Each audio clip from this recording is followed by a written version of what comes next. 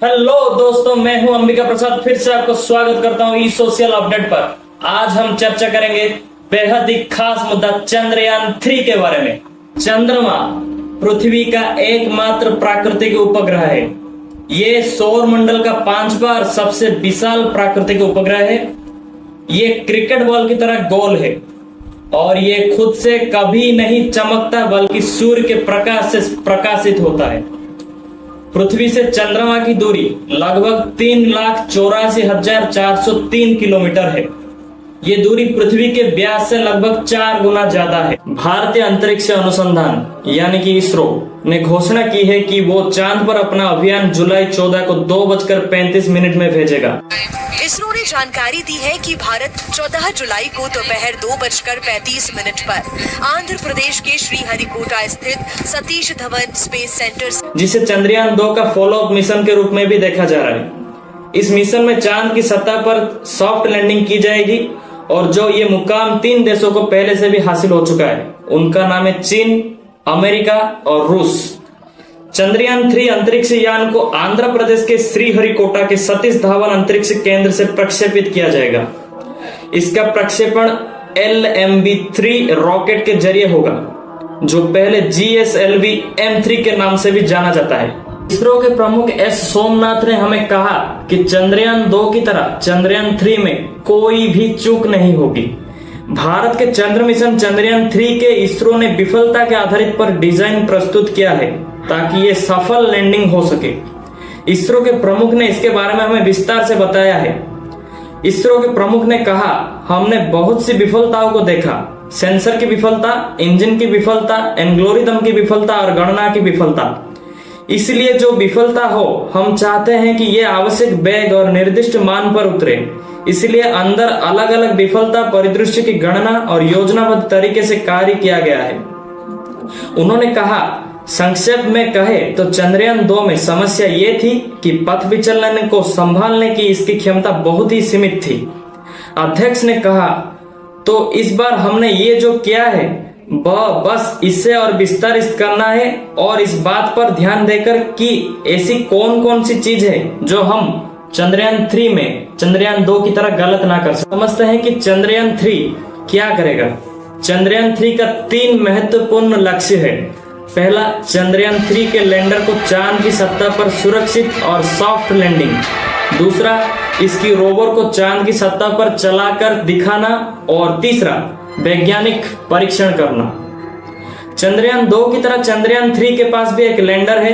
अंतरिक्ष यान जो चांद की सतह पर सॉफ्ट लैंडिंग करता है उसको हम लैंडर कहते हैं।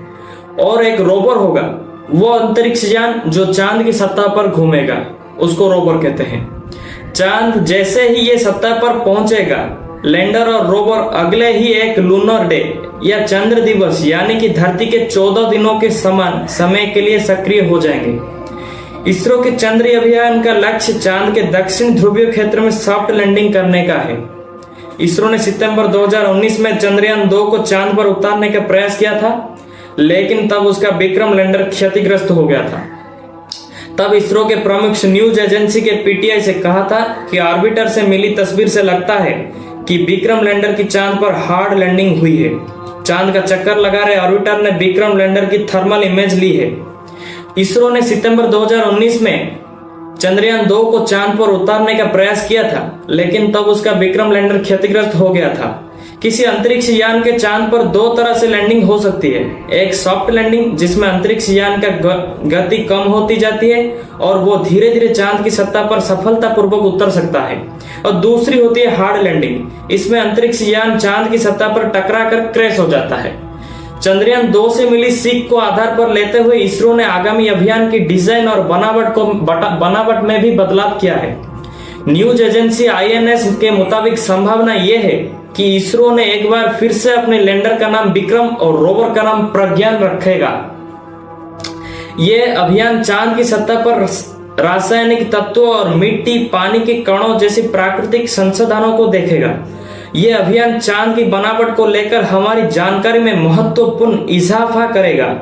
वैज्ञानिक परीक्षण के लिए यह अंतरिक्ष यान पर अपने साथ कई उपकरणों को ले जा रहा है, जिसमें सिस्मोमीटर भी शामिल है ताकि चांद के भूकंप को मापा जा सके।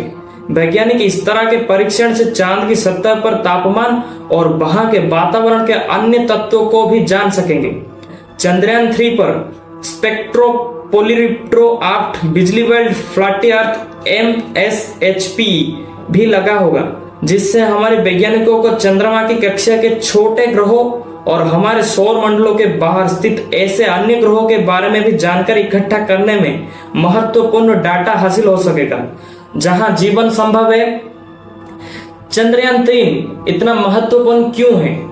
चंद्रयान 3 का महत्वपूर्ण अभियान केवल भारत के लिए नहीं बल्कि पूरी विश्व के लिए एक महत्वपूर्ण हिस्सा है। लैंडर चांद की उस सतह पर जाएगा जिसके बारे में अब तक कोई भी जानकारी मौजूद नहीं है। लिहाजा इस अभियान से हमारी धरती के एकमात्र प्राकृतिक उपग्रह चांद के विषय में जानकारी और बढ़ेगी। इससे न केवल चांद के बारे में बल्कि अन्य ग्रहों के विषय में भी भविष्य के अंतरिक्ष अनुसंधान की क्षमता विकसित होगी। भारत के पहले चंद्र अभियान में क्या हुआ था, यह हम जानेंगे। चंद्रयान 3 चांद को लेकर इसरो ने तीसरा अंतरिक्ष अभियान, इसे भारतीय चंद्र अन्वेषण कार्य के नाम से भी जाना जाता है। भारत ने अपना पहला चंद्र अभियान 2008 में प्रक्षेपित किया था। उस पर एक ऑर्बिटर और एक इम्पैक्ट प्रोब भी था, लेकिन ये शेकलटन क्रेटर के पास क्रैश हो गया था। बाद में इस जगह का नाम जवाहर पॉइंट नाम कर दिया गया। इसके साथ ही भारत चांद पर अपना झंडा फहराने वाला विश्व का चौथा देश बन गया। पहले इसमें अमेरिका, रूस और जापान कामयाब हासिल कर चुके हैं। आर्टेमिस समझौता क्या है?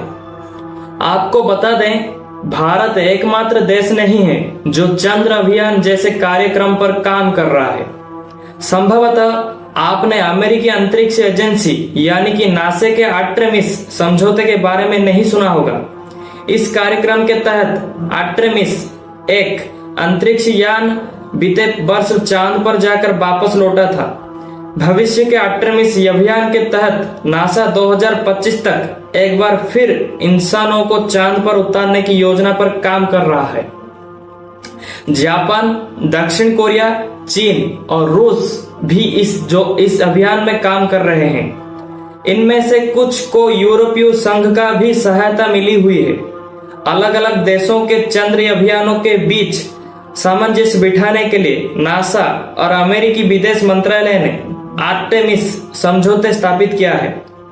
यह एक बहुपक्षीय गैर बाध्यकारी व्यवस्था है जो चंद्रमा, मंगल ग्रह और अन्य खगोलीय पिंडों के एसैनिक अन्वेषण और शांतिपूर्ण उपयोग में सहयोग के लिए एक रूपरेखा प्रदान करता है। भारत आधिकारिक रूप से इस आर्टेमिस समझौते में प्रधानमंत्री श्री नरेंद्र मोदी के हालिया अमेरिकी दौरे के दौरान शामिल हुआ है। लेकिन आखिर क्या वजह है ये देश चंद्र अभियान पर इतने बड़े रकम पर खर्च कर रहे हैं? चलिए हम आपको बताते हैं कि इसरो का सबसे दो बड़ा अगला प्रोजेक्ट क्या होने वाला है। सबसे पहला है गगनयान। इसमें इसरो 4 भारतीयों को चांद पर उतारने की योजना बना रहा है। और दूसरा प्रोजेक्ट है आदित्य L1। अंतरिक्ष में भारत का सबसे बड़ा अभियान के अंतर्गत ये भी एक सबसे बड़ा अभियान माना जा रहा है और ये सबसे पहला भारतीय अभियान है जो कि इस साल सूर्य के अध्ययन के लिए अंतरिक्ष अभियान के लिए भेजा जाएगा। आदित्य L1 भारत का पहला सौर्य अभियान है। इस अभियान पर भेजा जाने वाला अंतरिक्ष यान सूरज पर नहीं जाने वाला है, बल्कि धरती से 15 लाख किलोमीटर की दूरी से हमारे सबसे नजदीक तारे को अध्ययन करेगा। तो प्यारे दोस्तों, मैं आशा करता हूं कि चंद्रयान 3 के बारे में आपने बहुत कुछ जाना होगा और बहुत कुछ समझा होगा।